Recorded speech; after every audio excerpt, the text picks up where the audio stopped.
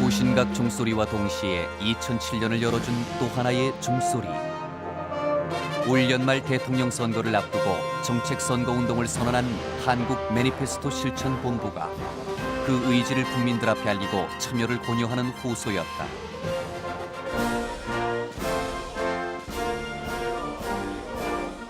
지난해 지방선거 때 처음 등장, 올해 대선에서 본격적으로 전개될 참공약 실천운동. 그 선두엔 낯익은 얼굴도 보인다. 정말 당선이 되면 무슨 일을 어떻게 구체적으로 하겠다는 것을 내놓고 그거 가지고 심판받아라. 올해 대선에서 매니페스토 운동이 우리 선거판을 지배해온 색깔과 바람의 힘을 잠재우고 정책 선거를 이끌어낼 수 있을까? 정책 선거 지킴이로 나선 강지원 변호사를 만나 우리 선거 문화의 현실과 매니페스토 운동 계획을 들어봅니다. 안녕하십니까? 감사합니다. 고맙습니다. 여기까지 오셨습니다. 네, 감사합니다. 네. 강지원 변호사를 만난 곳은 법원. 아, 오늘도 특유의 패션은 여전하시군요. 넥타이 살 돈이 없어서 그렇습니다. 검사 시절부터 청소년 지킴이로 활동해온 그는 지금도 청소년 문제에 관심을 갖고 활발한 활동을 벌이고 있다. 항상 그 본업은 청소년 사업이고 네. 생업이 변호사 일이다 이런 말씀을 해주셨는데 네. 요즘에도 여전히 청소년 문제 많이 활동을 하고 계시는 건가요? 예. 최근에는 뭐 청소년 잡지도 참관을 했고요. 자나깨나 뭐 가끔 방송 활동하는 것도 저는 청소년 사업의 연장선상이라고 생각하고 그래요. 네. 그는 새해 들어 더욱 바빠졌다. 선거 문화를 바꾸기 위한 매니페스토 운동에 앞장서기로 한 것이다. 그 매니페스토 운동이라는 것이 결국 이제 약속을 하고 약속을 지키는 운동이거든요. 그렇다고 한다면 우리 청소년기부터 그것을 연습해야 된다고 생각합니다. 그래서 저는 이런 운동들도 저의 자신으로서는 청소년 사업의 연장선상에 있다고 이렇게 설명을 합니다. 그렇게 해서 매니페스토 운동에 네. 참가를 하시게 되신 거군요. 네. 한파가 불어닥친 새해 첫 주말. 여의도 국회 건너편에 있는 사무실에는 한 시민단체가 이사를 하느라 분주했다. 한국 매니페스토 실천본부. 돈 선거, 바람 선거 대신 책임지는 공약으로 대결하자는 정책 선거 운동을 벌이는 단체다.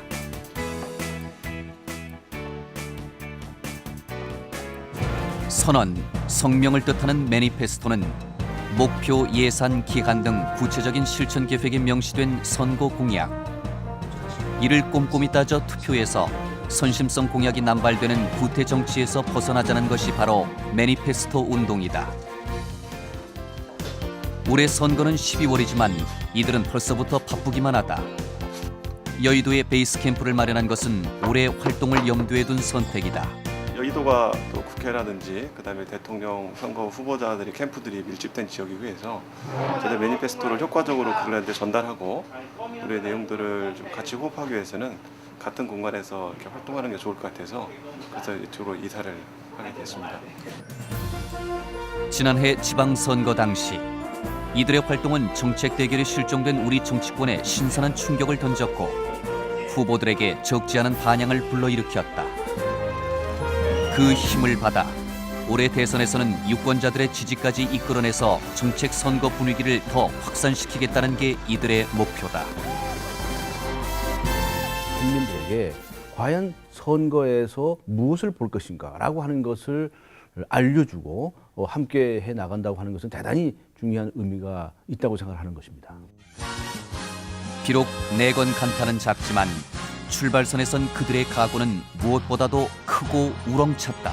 자, 우리 2007년 대통령 선거 매니페스토 운동 성공합시다. 열심히 합시다. 지난 2000년이었죠. 총선 당시에 시민단체를 중심으로 낙천 운동이 있었고 또 2004년에는 당선 운동이 있었는데요. 매니페스토는 어떻게 다른 겁니까? 굳이 말한다고 한다면 매니페스토는 파지티브 운동이다 이렇게 말할 수가 있죠. 과거에 누구는 뭐 안 된다든가 뭐 이렇게 사람을 자꾸 평가하는 직접 평가하는 이런 거라고 것은 네거티브적인 성격이 있었다고 한다면 이제 후보자들이 자기의 정책을 문서로 내놓으라는 겁니다. 그리고 그것을 보고 국민들이 마음 놓고 평가할 수 있는 길을 달라라고 하는 것이거든요.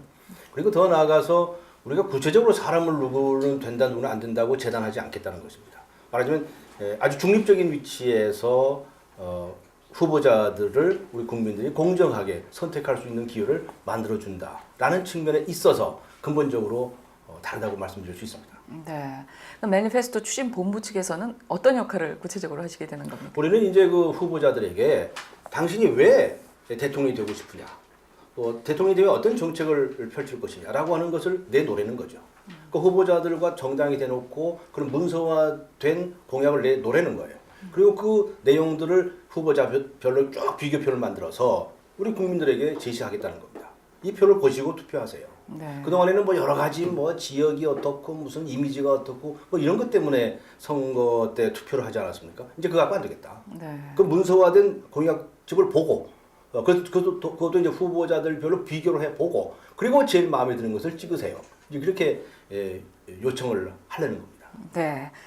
그런데 생소해서인지 이 매니페스토라는 말이 참 어렵게 느껴지거든요. 네. 적당한 우리말로 좀 바꿔서 표현하자면 어떻게 될까요?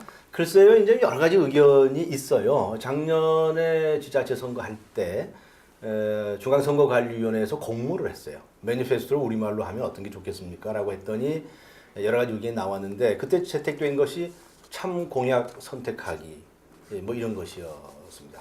그런데 이제 그러한 표현이 완벽하다고 하기는 어려워요. 투표 국면에 있어서는 이제 선택하는 거죠. 그렇지만 우리는 더 나아가서 이 매니페스토 운동이 투표하는 데만 쓰는 것이 아니고 그렇게 해서 당선이 됐다고 한다면 그 사람이 그 당초에 공약했던 대로 이행을 하고 있는지 그것을 계속적으로 우리는 평가를 하겠다는 겁니다.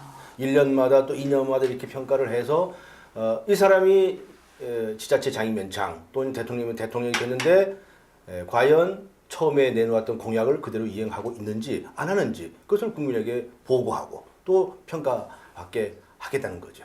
네. 하여간 적당한 이름은 좀 더 찾아봐야 되겠군요. 네. 네. 어느 그 학생들이 저에게 이 매니페스토 운동이 뭐 하는 거예요? 그렇게 묻더라고요. 그래서 저는 이렇게 얘기했어요. 그 뻥치지 말자는 거다. 그동안에 아주 뻥 공약들을 얼마나 많이 내세웠어요. 네. 지난해 그 지자체 선거 때도 말이죠. 각 지자체장들이 자기가 당선되면 뭐 일자리를 뭐 몇십만 개를 만들고 몇만 개를 만들겠다고 큰 소리를 뻥뻥 쳤어요. 그런데 어느 할 일 없으신 분이 그걸 다 보태봤답니다. 다 보태봤더니 우리나라 4,800만 인구보다도 더 많아졌다는 거예요. 네. 그게 무슨 공약입니까? 그 자체가 이미 엉터리다라고 하는 것이 그대로 드러나는 거죠. 네. 그럼 거짓말쟁이가 되는 거죠. 우리 사회가 정말 약속을 지키지 않고 신뢰가 무너지는 사회이기 때문에 그 뒤치다거리를 하기 위해서 사회적 비용이 너무나 많이 듭니다. 그래서 그냥 사기꾼이 넘쳐나고 이 거짓말쟁이들이 넘쳐나는 거예요. 그런데 일단 결과만 놓고 보면요. 네. 지난 선거 같은 경우는 특히 당 보고 찍었다 이런 네. 말들이 많지 않았습니까? 네. 그 정책은 아직은 좀 그 우선순위에서 네. 많이 좀 뒷전에 밀려 있는 것 같은 느낌도 그렇게 있는데. 봐야 되겠죠. 지난 선거에서는 뭐 1번이냐 2번이냐 뭐 좀 번호 보수 찍었다는 사람들도 있고 뭐 여러 가지 이제 이 투표 성향이 구태레에서 벗어나질 못했죠. 또 그리고 뭐 한 정당에서도 여러 후보를 낸 경우도 있었기 때문에 과연 그 경우에 어떤 기준으로 정말 우리 유권자들이 투표를 했는지 아주 궁금할 지경이에요. 그래서 그 번호 때문에 손해본 사람도 있고요. 번호 때문에 더 본 사람도 있다는 거 아닙니까? 네. 그래서 이게 잘못된 선거라는 거죠. 그리고 자칫 잘못하면 이번 대통령 선거도 똑같은 양상으로 갈 가능성이 많습니다. 그래서 이번 대통령 선거는 특히 전국적인 관심사잖아요. 지방자치선거는 워낙 많은 분들을 뽑기 때문에 관심이 분산될 수도 있지만 전국적인 관심사고 온 국민이 이제 한 군데만 쳐다보기 때문에 이번에야말로 정책 선거를 정착시키는 가장 좋은 기회가 아니겠는가. 우리의 그동안에 참 이 선거 문화의 못된 적폐가 얼마나 많습니까? 이거 아주 일거에 해치울 수 있는 좋은 기회가 될 수 있을 것이다. 그렇게 기대를 하고 있습니다. 네. 영국의 매니페스토 전통은 170년이 넘었다. 그러나 매니페스토가 주목을 받은 것은 1997년 총선거 때, 불과 10년 전이다.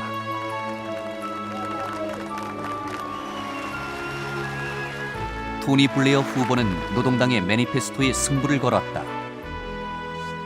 Difference between Labour and Conservative is that we want the whole nation to prosper, not just a few people at the top.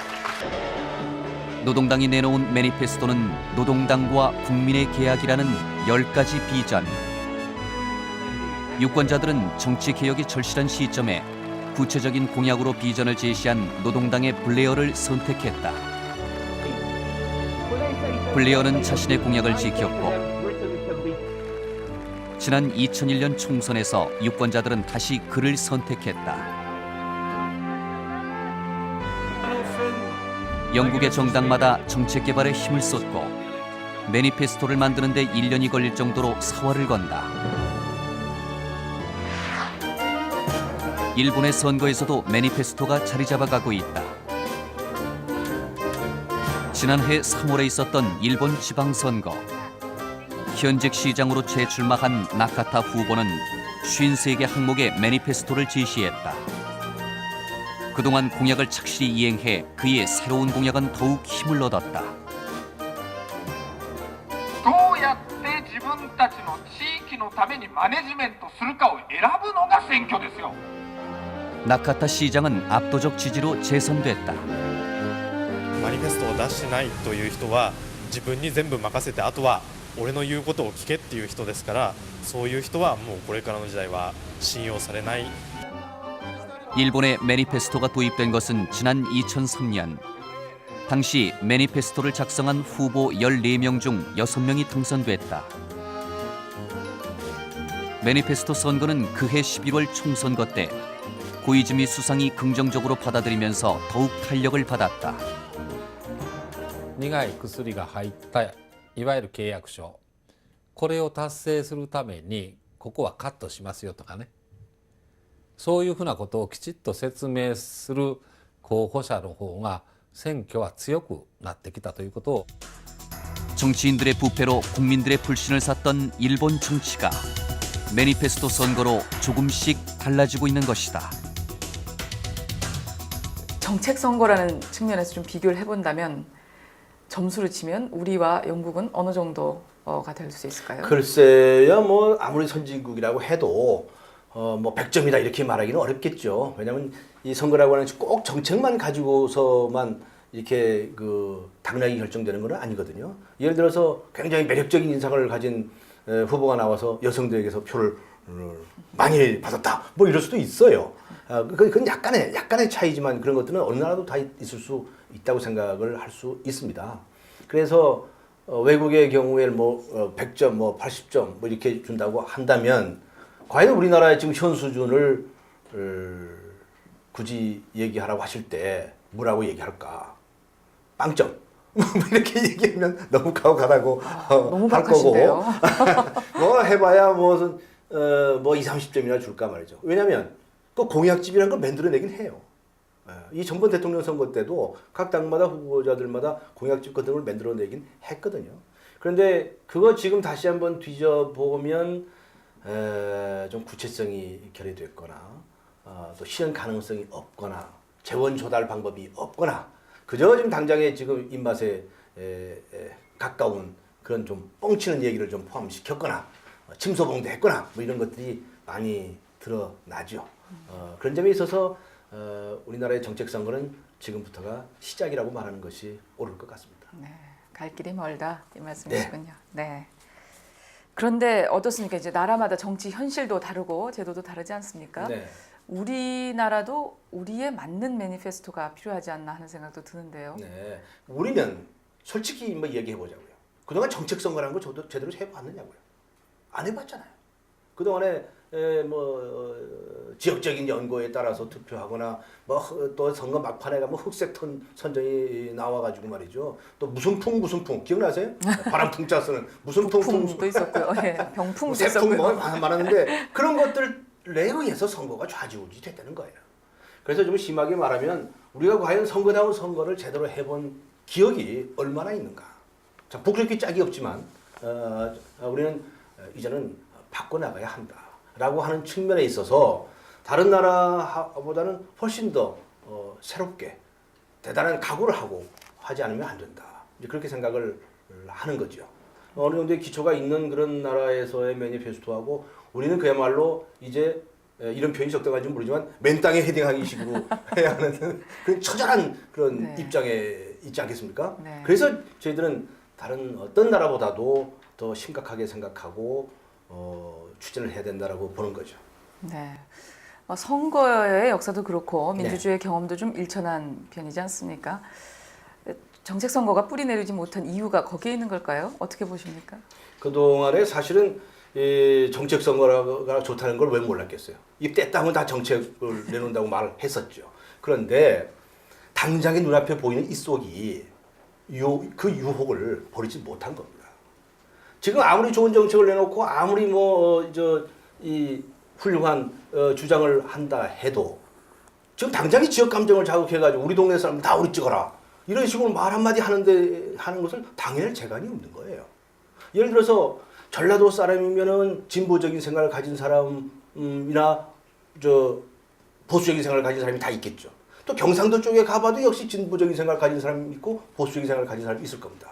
그런데 전에는 보수적인 정책, 진보적인 정책 이 정책 가지고 투표하는 것이 아니고 전라도 사람 다 모여라, 경상도 사람 다 모여라, 충청도 사람 다 모여라 뭐 이런 선거를 하고 있었거든요. 그렇다면 선거 뭐 때문에 합니까?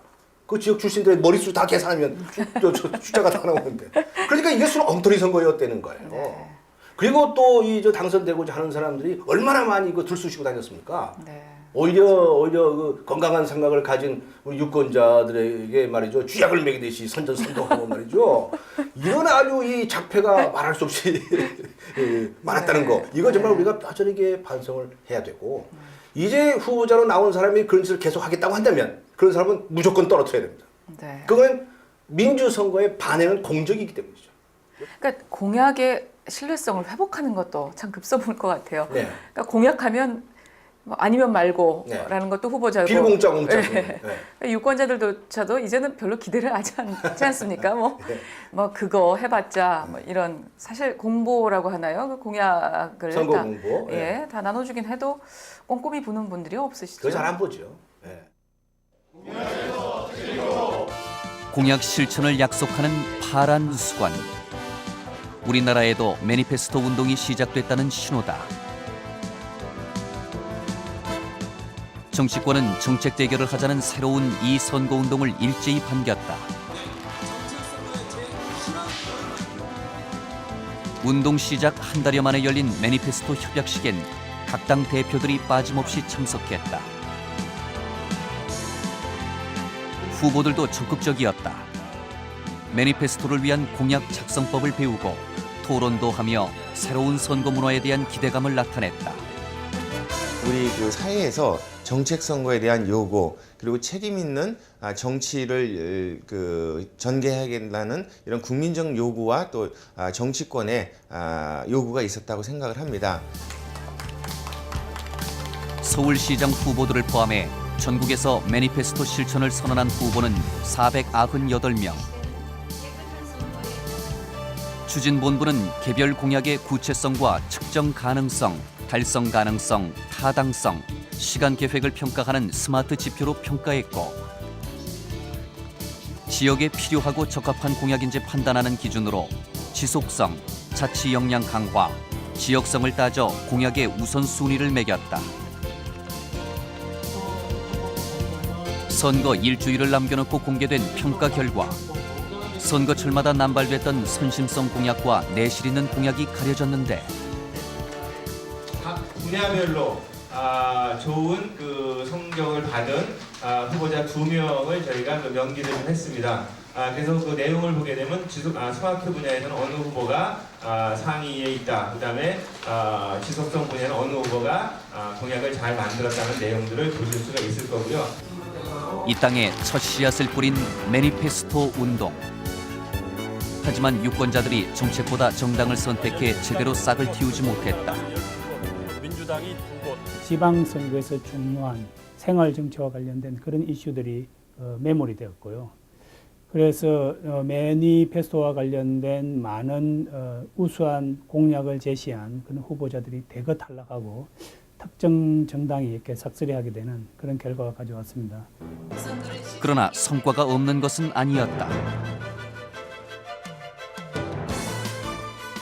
여성구청장 1호 김 청장은 자신의 당선은 매니페스토 운동의 결과라고 확신하고 있다. 여성구청장이면 이러이러한 일을 해낼 수 있겠다 하는 점을 보이고 싶어 했습니다. 그래서 저는 작고 그렇지만 꼭 필요한 일, 주부들이 원하는 일, 여성들이 원하는 일, 아이들에게 필요한 일 이런 것들을 약속했습니다. 취임 2달째. 김 청장은 자신을 뽑아준 국민들 앞에서 공약을 지킬 것을 다시 한번 약속했다. 간절히 원했던 거기 때문에 당선이 된 후에 아주 열심으로 실천해내려고 하고 그런 약속은 반드시 지킬 수 있다고 자신하고 있습니다. 취임 7개월에 접어든 요즘 김 청장은 시간이 날 때마다 성내천을 찾는다. 국민들과 한 약속이 잘 진행되고 있는지 직접 챙기기 위해서다. 무대를 이렇게 국민들이 지킬 수 있고 무대를 조금 더 넓히려면 어떤 방법입니까? 김 청장의 공약 실천으로 성내천은 자연생태공원으로 새롭게 탈바꿈하고 있다. 매니페스토 운동이 시작된 지 8개월째. 당선자들은 지역 유권자들과의 약속을 어떻게 지켜가고 있을까? 작년에 그 당선되신 분들이 1년이 되는 게 7월 3일이거든요. 그래서 7월 3일에 지자체장들의 그 공약 이행 상황을 좀 경진대회 같은 것을 좀 해볼까 싶어요. 경진대회. 네. 그래서 저희들은 지금 각 지자체장들에게 자체 평가를 우선 해보세요라고 이제 주문을 해 놨습니다. 모두가 다 참가한 건 아니었죠. 그러면 공개가 되는 후보도 있고, 공개가 되는 경우도 있고 안 되는 경우도 있고 이렇게 그리고 되는 이제 겁니까? 참여 경진 대회이기 때문에 네. 참여를 독려해서 함께 머리를 맞대고 좋은 제도를 정착시켜 나가자고 호소하려고 하고 있습니다. 네. 지난 지방선거에서 후보들의 공약 그 평균 점수라고 해야 되나요? 대강 뭐 몇 점쯤 된다고? 그건 뭐 점수 매기가 상당히 좀 어려운 거예요. 그런데 사실은 시간이 굉장히 짧았습니다. 5월 31일 선거인데 저희가 이제 2월 1일부터 매니페스토 운동을 하자고 각 당에 제안을 하고 그랬었거든요. 그리고 후보자들이 직접 매니페스토가 뭐예요? 라고 묻다가 뭐 한두 달 지나버렸으니까요. 그래서 솔직히 말씀드려서 지난해 선거는 맛보기 비슷한 것이었습니다. 그 평가 기준에 대해서도 보완이 좀 필요하다는 그런 지적이 있거든요. 그러니까 지난 지방선거 때 보면 같은 정책에 대해서도 평가하는 그 단체에 따라서 시민단체에 따라서 서로 상반된 결과가 나온 그런 적도 있었다고요. 예.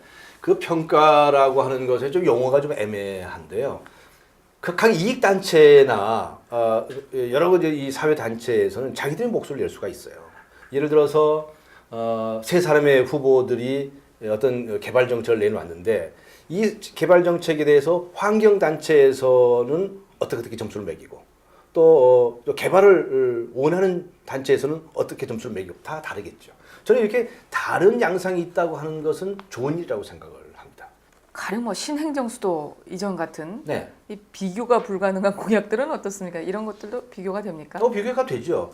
그 신행정수도 공약 같은 것은 워낙에 이제 선거 막판에 임박해서 나왔기 때문에 사실 정확한 검증이 되지 않은 상태에서 대통령 선거가 치러졌거든요. 그래서 그 후에 여러 가지 이제 뭐 복잡한 뭐 헌법재판소까지 왔다 갔다 하는 이제 그런 사태였죠. 그런데 그런 공약이 좀 더 일찍 나왔다고 한다면 과연 어디에다가 신행정 수도를 만들 것이고 거기엔 돈이 얼마나 들 것이고 일정은 어떤 스케줄을 할 것이다라고 하는 것이 구체적으로 나오죠.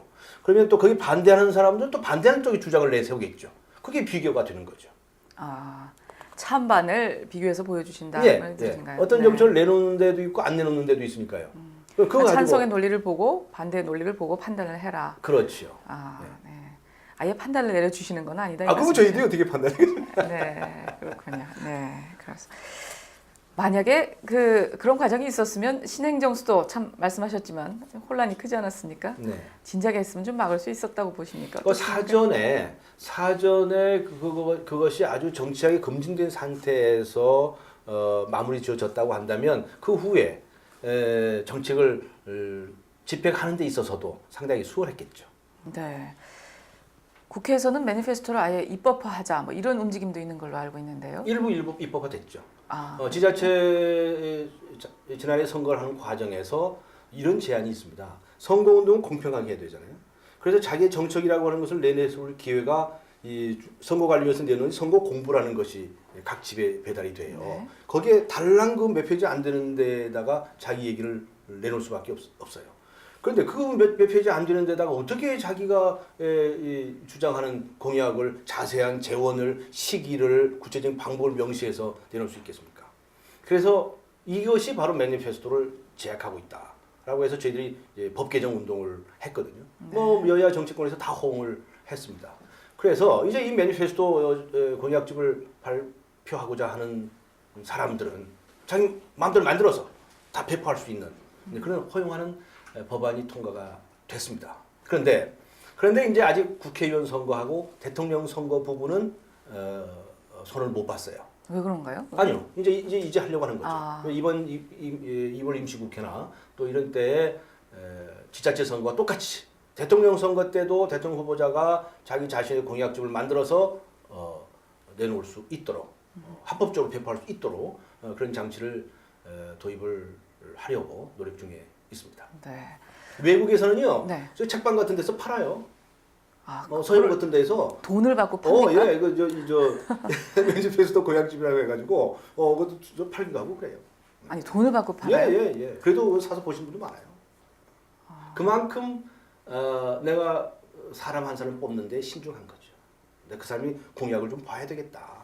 예를 들면 성장을 우선으로 하는지 분배를 우선으로 하는지, 부동산 대책을 세우는 데 있어서 공급 확대 정책을 우선으로 하고 있는지, 수요 억제 정책을 우선하고 있는지, 또 농어촌을 살리기 위해서는 어떤 정책을 가지고 있는지, 그 이해 당사자들은 알고 싶어 할 거 아니에요. 내가 어느 지역에 농업을 하고 있어요. 그런데 이번 한미 FTA는 우리 농업에 어떤 영향을 미칠 것인지, 또 그것을 보완하기 위해서 어떤 도움을 준다고 하는데 과연 믿을 수 있는지 없는지 그걸 알아야 찍어주든가 말든가 하죠. 네. 우리나라에서 지금 그런 이 정책적인 토론이 없었기 때문에 정당도 다 정거장 적골이라고 저는 아주 신랄하게 비판합니다. 예, 그렇군요. 공약을 지키지 않을 경우에 뭐 불이익을 주는 방법이라 그래야 될까요? 네. 뭐 꼭 지키게 하기 위한 어떤 좀 강제적인 이런 방법도 한번 고려해봐야 되는 거 아닐까요? 지방자치제의 경우에 어떤 공약을 내세웠는데 이행되지 않았다, 또는 거짓말을 했다, 시건을 했다라고 한다면 이제 주민 소환제라는 게 도입이 됐어요. 뭐 유권자의 몇 % 정도가 청원을 하면 투표에 붙일 수 있게끔 주민 소환제라는 게 도입이 됐거든요. 그러니까 이제 함부로 엉터리 짓을 하거나 또는 무슨 일하는 과정에서 무슨 잘못을 저질렀거나라고 한다면 이제 중간 평가를 받아야 하는 시대가 됐죠. 그런데 지금은 아직 이제 국회의원하고 대통령의 경우에는 그런 제도는 없어요. 네. 그러나 대통령도 아마 뭐 불법적인 그런 행동을 했다고 한다면 뭐 또 탄핵의 대상이 될 수 있으니까 네. 전혀 없는 건 아닌데, 중요한 것은 예를 들어서 대통령이 당선이 됐다라고 하면 그것으로 끝나는 것이 아니고, 이제는 1년 후에 자기 자신이 내놓았던 문서로 된 매니페스토, 공약집이 남아있지 않습니까? 이 종이 쪽지 다 없어지지 않거든요. 네. 그것에 따라서 1년 후에 어느 정도 됐는지, 몇 %가 됐는지, 그걸 매년 평가를 해보겠다는 것입니다. 그렇다고 한다면 아마도 그 다음 선거에 그 사람이 다시 대통령 못 나오겠죠. 단임제라고 한다면. 또 혹시나 헌법이 개정이 돼서 한 번 더 할 수 있는 기회가 된다고 한다면 그 자신의 약속이 어느 정도 지켜졌는가에 따라서 아주 치명적인 그런 불이익을 받을 소지도 있게 됩니다. 이거 우습게 봐서는 안 된다고 저는 생각하는데요. 네. 그 매니페스토의 견지에서 보자면 중임제가 좀 더 바람직할 수도 있겠네요. 뭐 중임제도 그렇고요. 근데 중임제도 결국은 또 마지막도 있거든요. 그래서 뭐 어떤 제도이든지 간에 매년 자기 자신이 약속한 것을 평가받는다라고 하는 것은 심리적으로도 부담이 될 것이고, 저희들은 물론 그 후보자에게, 당선자에게 부담을 준다는 것보다도 그렇게 함으로써 우리 사회가 신뢰 사회로 가자고 하는 것입니다. 네. 우리가요, 우리나라처럼 이렇게 신뢰가 무너진 나라가 없습니다. 많은 학자들이 말하기를 신뢰는 곧 돈이라고 그러거든요. 예를 들어서 어떤 사람이 거짓말을 한다, 약속을 했고 지키지 않는다고 한다면 그것을 수습하기 위해서 얼마나 많은 돈이 들어야 합니까? 네. 그걸 생각해 본다면 좀 우리가 신뢰 사회를 구축한다는 점에 있어서 가장 기초가 되는 것은 바로 이 선거 국면에서 후보자가 약속하고 지키는 것. 이런 것에서부터 출발해야 되지 않겠는가 그렇게 생각을 합니다. 네. 대한민국의 미래를 결정할 17대 대통령 선거. 어느 대선보다 관심이 높을 것으로 예상되는 가운데 정중동의 행보를 시작한 정치인들. 그들은 매니페스토에 대해 어떻게 생각할까? 공약 남발을 막는 백신이 바로 마니페스토 운동이다.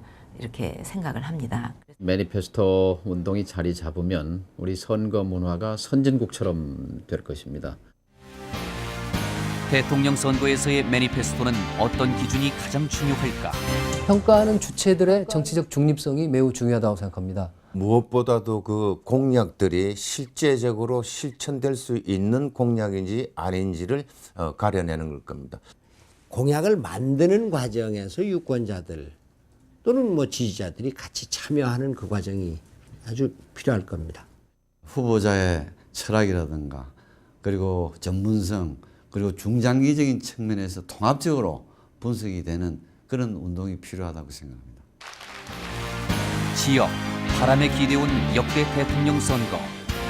그러나 매니페스토 운동의 등장 이후 정책 대결에 대한 기대가 높아지고 있는데 매니페스토의 참여를 통해서 스스로를 객관화시키고 계량화시키고 시간표를 짜고 그럴 필요가 있고 매니페스토 운동으로 검증이 어려운 그런 공약은 저희들 스스로 만들지도 않고 또 제출하지도 않을 것입니다.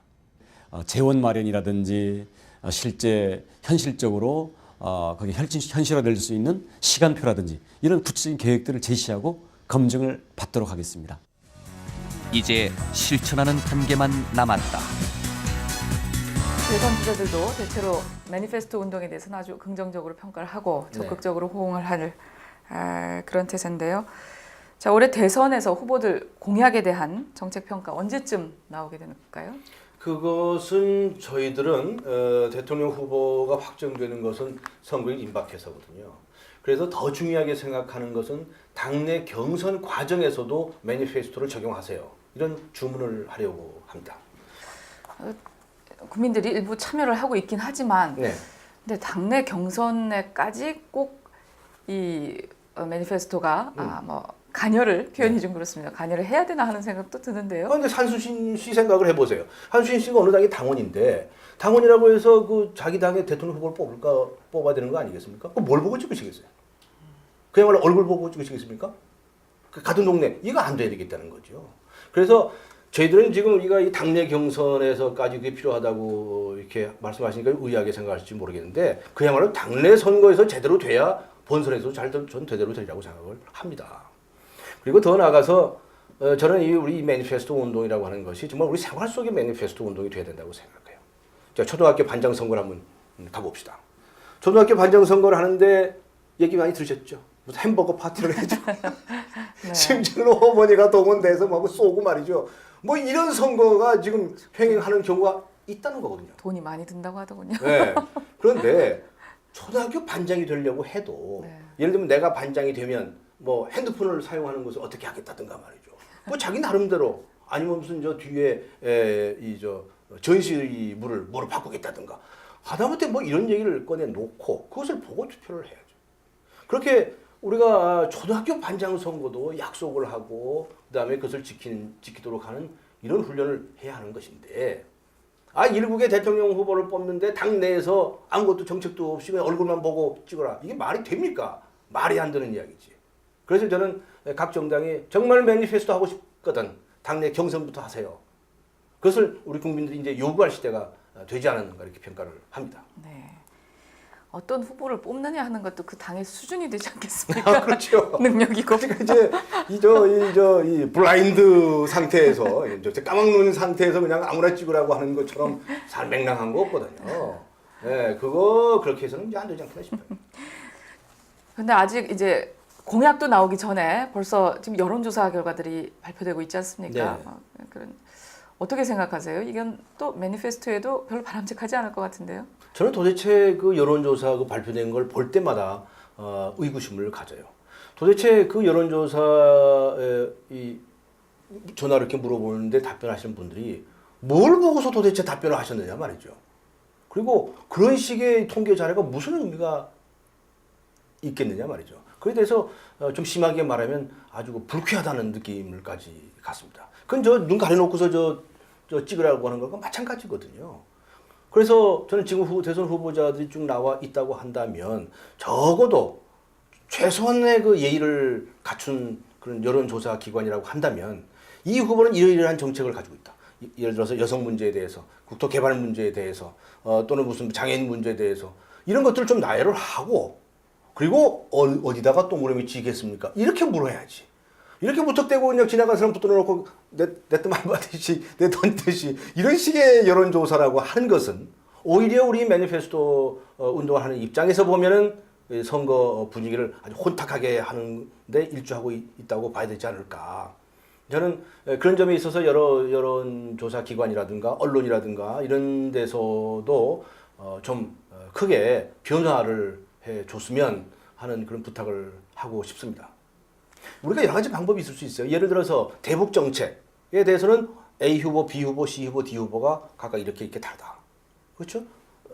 외국 대외 경제에 관한 정책, 무슨 대내 무슨 복지에 관한 정책, 여러 가지 아이템을 만들 수가 있어서 최소한의 그런 무슨 참고 자료라도 주고서 물어보아야지 무슨 그냥 인기 투표하듯이 이렇게 하는 것은 저는 아주 옳지 않다고 생각합니다. 예를 들어서요. 가수들이 무대에 나와서 노래를 부르는데 노래 부르는 것을 들어보고서 누가 잘하는지 못하는지 찍어야 할 거 아닙니까? 네. 그런데 가수들 노래는 들려주지도 아니하고 얼굴만 쭉 비춰주고서는 누구나 찍어보세요. 이게 무슨 우리 정치에 도움이 되는 그 조사냐는 겁니다. 네. 그래서 이런 이미지 정치, 바람 정치 이거 차단합시다. 이런 호소를 하고 싶습니다. 네. 그런데 대선이니만큼 네. 평가에서도 좀 차이가 있지 않겠습니까? 좀 더 철저해져야 된다고 할까요? 달라지는 게 있을까요? 아무래도 대통령 후보들에 대한 그 매니페스토하고요. 지방자치단체 장이나 의원들에 대한 매니페스토는 좀 차이가 있을 겁니다. 왜냐하면 대통령이라고 하는 지위는 이 4천만 국민의 생명과 재산이 달린 문제잖아요. 따라서 아주 구체성 있는 것들, 예를 들어서 무슨 다리를 놓는다든가 터널을 뚫는다든가 이런 것에 국한되는 것이 아니고 그 사람의 철학, 가치관, 세계관, 이념 이런 것들이 그 정책에 결국 녹아들어져 있을 거거든요. 그것을 찾아내는 것이 저희들은 가장 중요하다고 생각을 해요. 구체적인 이 정책에 있어서 이런 점 저런 점은 이제 나중에 수정 보완도 가능한 것이겠지만 근본적으로 이 사람이 어떤 생각을 가지고 있는 사람인가. 예를 들면 대북한 관계에 있어서는 어떤 생각을 가지고 있는지, 또 한미 관계에 관해서는 어떤 생각을 가지고 있는지, 또 경제 정책에 있어서 분배 정책에 있어서는 어떤 생각을 가지고 있는지, 그런 생각들이, 그런 철학들이, 가치관들이 그 정책에 녹아들어져 가지 않겠습니까? 예를 들어서 똑같이 무슨 일자리를 몇십만 개를 만들겠다 이렇게 말하면 거기는 아주 이 가치 중립적이에요. 네. 거기에서 무슨 어떤 의미를 찾을 수가 없어요. 네, 과연 정말 실현 가능성이 있느냐 이거밖에 안 되거든요. 그런데 그 일자리 창출을 어떤 방식으로 하겠느냐는 거죠. 거기에는 여러 가지 자신의 철학과 이념이 포함되어 있다고 봐야 될 것이어서 대통령 선거의 그 매니페스토를 분석함에 있어서는 그 대통령 후보자의 철학과 가치관, 세계관, 이념을 도출해 낼 수 있는 그런 도구들을 발굴을 해내야 되지 않겠는가 싶어서 한참 이제 그런 논의들을 우리가 하고 있습니다. 정치인들의 높은 관심만큼이나 유권자들도 매니페스토를 잘 이해하고 있을까? 저기 혹시 매니페스토라는 말을 들어보신 적 있으세요? 못 들어본 것 같은데요. 모르겠는데요? 근데 학교에서 배우긴 했는데 뜻은 잘 모르겠어요. 매니페스토요? 매니페스토. 못 들어봤는데. 지방선거를 통해 한 차례 경험했으나 유권자들은 여전히 매니페스토 운동에 대해 잘 모르고 있는 게 현실. 과연 이번 선거에서 매니페스토 운동이 자리 잡을 수 있을까? 지난 연말에 SBS가 여론조사를 한 걸 보니까 한 70% 가량 네. 매니페스토가 뭔지 모르겠다. 홍보는 좀 더 열심히 하셔야 될 것 같아요. 그렇죠. 일본 같은 경우에서도요. 첫 번째 그 도입할 때는 한 17% 정도밖에 몰랐어요, 국민들이. 그런데 그 다음번 선거에서는 97%까지 올라갔어요. 그래서 매니페스토를 모르는 사람이 없을 정도로 된 거거든요. 그래서 저는 이번 대통령 선거를 특히 주목하는 것은 지방자치제 선거는 고장의 인물을 뽑는 거 아니에요. 그렇지만 이건 아주 전국적인 관심사이고, 그래서 이 계기에 정말 매니페스토라고 하는 것이 말이 좀 어려워요. 말이 좀 어렵지만 유식해지기 위해서 말 하나 배운 셈 치고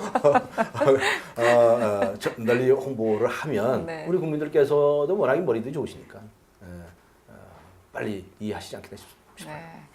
자, 말씀대로 진짜 올해 대통령 선거가 무엇보다 선거 혁명의 네. 뭐 시금석이 되고 또 무엇보다도 그 과정에서 매니페스토가 큰 역할을 할 수 있기를 그렇게 기대를 하겠습니다. 그러려면 변호사님께서 더 바빠지시고 아마 더 뭐 분주하게 뛰셔야 될 것 같습니다. 할 일이 많아요. 예를 들어서 저희들 이제 초등학생들을 상대로 해서요. 정말 반장 선거도 그렇게 해보세요. 이렇게 공고를 해가지고요. 또 그런 그 대회 같은 것도 해볼 생각이. 초등학교까지 가시려고요? 예, 예. 왜냐하면 지금 우리 초등학교 때부터 그런 훈련을 하지 않으면 이게 언제 되겠습니까? 네. 지금 이 나이가 먹고 머리가 굳은 사람들의 생각을 바꾸자고 하니까 너무 어렵습니다.